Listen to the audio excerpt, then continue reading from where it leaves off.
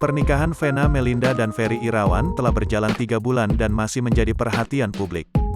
Dampak dari menikah dengan Ferry Irawan pada tanggal 7 Maret tahun 2022, penampilan Ibunda Verrell Bramasta kini kian disorot warganet. Meski semakin menua, namun Vena Melinda tetap terlihat cantik bahkan disebut-sebut semakin awet muda setelah menikah lagi. Vena Melinda dan Ferry Irawan dipuji tambah makmur setelah menikah. Pujian tersebut datang dari para warganet yang menyampaikan melalui kolom komentar postingan Vena Melinda pada Senin tanggal 6 Juni tahun 2022. Adapun, Vena Melinda kemarin mengunggah video kemesraannya dengan Ferry Irawan saat naik pesawat. Pasangan suami istri tersebut duduk berjejeran di kursi dalam pesawat yang mereka naiki. Dalam video berisi gabungan foto-foto dan video pendek itu, keduanya tampak tersenyum manis ke arah kamera yang dipegang oleh Ferry Irawan. Dalam video itu juga terdapat Vania Atabina, putri angkat Vena Melinda.